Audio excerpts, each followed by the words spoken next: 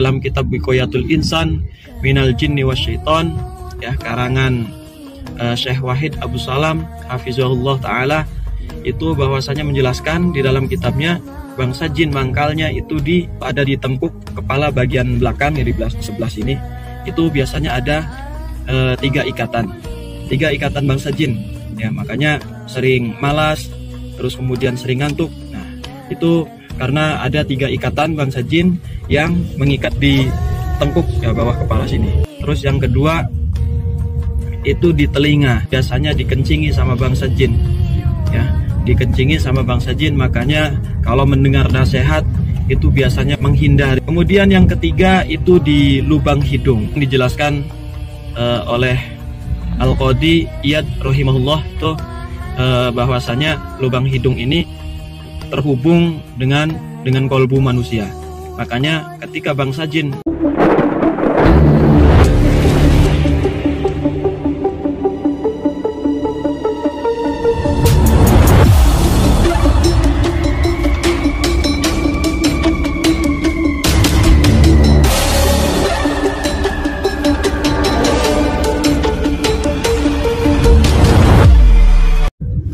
Bismillahirrahmanirrahim. Assalamualaikum warahmatullahi wabarakatuh. Alhamdulillah, amma ba'du. Sahabat semuanya yang dimuliakan oleh Allah Subhanahu wa taala, mudah-mudahan kita semuanya dikasih kesempatan untuk selalu bersolawat kepada Rasulullah sallallahu alaihi wasallam. Salat beserta salam semoga tetap tercurah limpahkan kepada baginda alam, yakni Nabi Muhammad sallallahu alaihi wasallam. Semoga kita semuanya di hari kiamat mendapatkan syafaatnya. Amin amin ya rabbal alamin. Alhamdulillahirabbil alamin. Sahabat-sahabat semuanya, kami masih dalam perjalanan dakwah.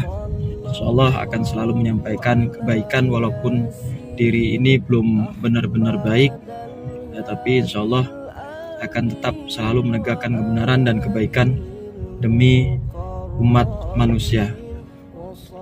Baiklah sahabat, saya akan membahas sedikit mengenai tempat mangkalnya bangsa jin, ya, di dalam tubuh manusia. Menurut kitabnya Syekh Wahid Abu Salam rahimahullah, itu di dalam kitab Wiqayatul Insan Minal Jinni Wasyaiton, bahwa dijelaskan di dalam kitab tersebut bahwasanya tempat mangkalnya bangsa jin itu ada 5 di dalam tubuh manusia. Yang pertama yaitu ada di tengkuk kepala bagian belakang, ya, di sebelah sini. Itu biasanya ada 3 ikatan bangsa jin, ya, makanya sering malas, terus kemudian sering ngantuk. Nah, itu karena ada 3 ikatan bangsa jin yang mengikat di tengkuk, ya, bawah kepala sini. Itu dalam kitab itu yang pertama. Terus yang kedua itu di telinga, mangkalnya bangsa jin itu di telinga, itu yang kedua, ya. Di telinga itu biasanya dikencingi sama bangsa jin, ya, dikencingi sama bangsa jin, makanya kalau mendengar nasihat itu biasanya menghindari. Terus kemudian juga tidak suka dengan mendengar azan, tilawah ataupun yang lainnya, ataupun bacaan ayat-ayat Quran, itu tidak suka, ya. Karena apa? Karena telinganya dikencingi bangsa jin. Itu yang kedua, itu di dalam kitab Wiqayatul Insan. Nah, kemudian yang ketiga itu di lubang hidung, ya, di lubang hidung. Itu tempat mangkalnya bangsa jin di lubang hidung. Itu biasanya di malam hari, ya, di malam hari. Nah, lubang hidung ini ternyata yang dijelaskan oleh Al-Qadi Iyad rahimahullah tuh, bahwasanya lubang hidung ini terhubung dengan kolbu manusia. Makanya ketika bangsa jin menginap ataupun mangkalnya di lubang hidung ini, biasanya merasa was-was, terus kemudian kalau tidur itu sesak napas, ya, terus tersumbat aliran darahnya. Nah, itu karena bangsa jin ini mangkalnya di lubang hidung, ya. Makanya ketika kita bangun tidur itu disunahkan ketika masuk ke kamar mandi itu sisi, kata orang sininya ya, sisi itu sisi umbel 3 kali ya, itu sunnah ya, itu sunnah Rasulullah ya. Itu jadi malam itu bangsa jin mangkalnya di lubang hidung.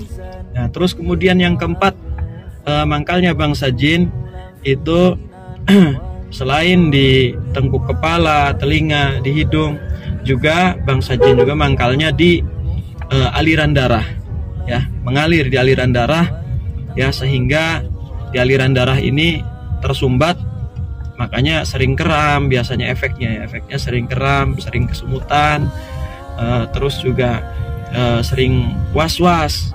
Nah itu karena bangsa jin ini berada di aliran darah. Yang kelima, yang terakhir di dalam kitab Wiqayatul Insan Minal Jinni Wasyaiton ya, karangan Syekh Wahid Abu Salam hafizahullah ta'ala, itu bahwasanya menjelaskan di dalam kitabnya yang terakhir ini bangsa jin mangkalnya itu di mulut, dari mulut masuknya, makanya ketika bangsa jin ini mau masuk ke dalam tubuh manusia biasanya kita sering nguap. Nah nguap itu sebenarnya gangguan syaitan atau bangsa jin ya, makanya ketika kita udah wudhu, nah sholat sebaik-baiknya kita itu harus benar-benar menahan rasa nguap, itu harus benar-benar ditahan ya, supaya bangsa jin itu tidak masuk ke dalam badan kita. Nah ketika bangsa jin masuk dalam tubuh kita, nah itu efeknya luar biasa sahabat. Biasanya yang dikeluhkan itu di bagian perut ya, di bagian lambung dan lain sebagainya. Ketika diruqyah biasanya itu muntah, itu karena memang bangsa jin itu masuknya dari mulut ya, masuk ke dalam tubuh kita. Nah baru makanya di area perut ini sering kembung ya, terus juga sering gak enak perut, udah diobatin tapi nggak kunjung sembuh.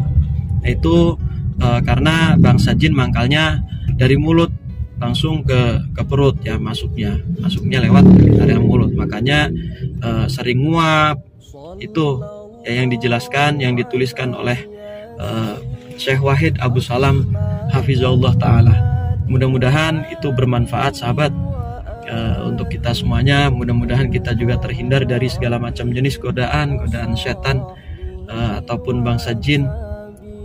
Mudah-mudahan kita selalu dalam lindungan Allah Subhanahu wa ta'ala. Amin ya rabbal alamin. Ya, maka dari itu sahabat, perbanyak baca sholawat ya, ingat kepada Allah, ingat dengan kematian ya, insya Allah kita akan selalu memperbaiki diri kita. Kita banyak kekurangan, hanya manusia biasa ya, mudah-mudahan ini bisa dijadikan pembelajaran untuk kita semuanya. Amin amin ya rabbal alamin. Wallahu a'lam bishawab. Ya, tapi sebelum saya tutup, kita bersolawat kepada Rasulullah SAW. Semoga dengan kita bersolawat hati kita akan tenang, kemudian juga tentram, damai, dan insya Allah mudah-mudahan di hari kiamat mendapatkan syafaatnya. Amin amin ya rabbal alamin.